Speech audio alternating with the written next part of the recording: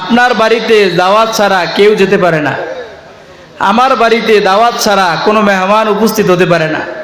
পৃথিবীতে দাওয়াত ছাড়া আসলে এটাকে ভদ্রতা বলে না। দাওয়াত দেন নাই, এমনিতেই আপনার মেয়ের বিয়ের অনুষ্ঠানে 10 জন মানুষ চলে আসছে, তাদের কি ভদ্র বলবেন না অভদ্র? আমাদের প্রোগ্রামগুলোতে সাধারণ বাসা বাড়িতে দাওয়াত ছাড়া যেমনি কেউ আসতে পারে না, রব্বুল আলামিনের বানানো জান্নাতের বাগানে কোরআন এবং হাদিসের আলোচনার মজমায় কোরআন এবং হাদিসের আলোচনা করার জন্য, শ্রবণ করার জন্য রব্বুল আলামিনের দাওয়াত ছাড়া কেউ আসতে পারে না। আমার বাড়িতে দাওয়াত দিয়া কোনো মেহমান আসলে তাকে আমার সাধ্য মতো তাকে গুরুত্ব দেওয়া, আমার সাধ্য মতো তার খাতির যত্ন আদর আপ্যায়ন করা, এটা যেমন আমার দায়িত্ব। বিয়াই বাড়ি থেকে মেহমান আসলে, জামাই বাড়ি থেকে মেহমান আসলে আমার পকেটের সর্বোচ্চ টাকার নোটটা খরচ করে তাকে বাজার করে মেহমানদারি করা যেমন আমার দায়িত্ব মনে করি, আমার আপনার মতো গুনাহগার বান্দাদেরকে রব্বুল আলামিন বিশেষ দাওয়াত দিয়ে জান্নাতের বাগানের মধ্যে প্রবেশ করায়া কোরআন এবং হাদিসের আলোচনা আমার আপনার কান দিয়া, আমার আপনার কলিজার মধ্যে লাগায়া রব্বুল আলামিন আমার আপনার আজীবনের গুনাহগুলা মাফ করায়া জান্নাতি বান্দা হিসাবে এখান থেকে বিদায় দিবেন, এটাও রব্বুল আলামিনের সিদ্ধান্ত। সুবহানাল্লাহি ওয়া বিহামদিহি, এটাও রব্বুল আলামিনের সিদ্ধান্ত। আমার বাড়িতে দাওয়াতি মেহমান যেরকম আমি চেষ্টা করি সবকিছু দিয়া হলেও তার মন রক্ষা করা, রব্বুল আলামিনও দাওয়াত দিয়ে আমাদেরকে কোরআনের মজমায় বসাইছেন।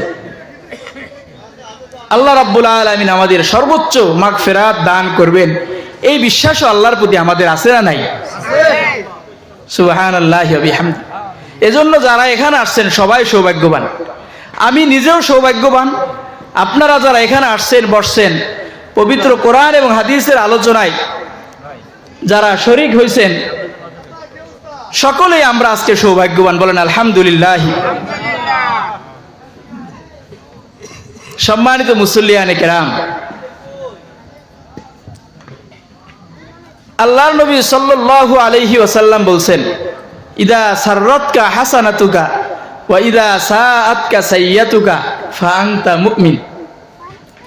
যখন কোনো নেক আমল করার পরে তুমি খুশি হইবা এবং যখন কোনো গুনাহের কাজ করার পরে তুমি ব্যথিত হইবা, তোমার কাছে কষ্ট লাগবে, এতটুকু মনুষ্যত্ববোধ যতদিন পর্যন্ত তোমার মধ্যে লালন করবা, নেক কাজ করতে পারলে ভাল লাগে, গুনাহের কাজ হয়ে গেলে মনটা খারাপ হয়ে যায়, এতটুকু মনুষ্যত্ববোধ, মানবতাবোধ যতদিন তোমার মধ্যে আছে মনে করবা, ততদিন পর্যন্ত পৃথিবীর মানুষ তোমাকে কে কি বললো না বললো সেটার দিকে কোনো খেয়াল করবা না। পৃথিবীতে তুমি একজন মুমিন হিসাবে আমি নবী তোমাকে স্বীকৃতি দিয়ে গেলাম। আমি আপনাদের কাছে প্রশ্ন করতে চাই, আজকে এখানে আসার পর আপনারা খুশি হয়েছেন না বেজার হয়েছেন? সবাই বলেন খুশি হয়েছেন না বেজার হয়েছেন? সবাই বলেন খুশি হয়েছেন না বেজার হয়েছেন? আল্লাহ পাককে আমরা এটা বলতে চাই যে আল্লাহ, আপনি আমাদেরকে নিয়ে আসছেন, আমার মতো সুস্থ মানুষ সমাজে আর আছে না নাই? আমার মতো 2 চোখওয়ালা মানুষ সমাজে আমি একাই না আরো আছি? আমার মতো 2 হাতওয়ালা লোক আরো আছে না আমি একাই?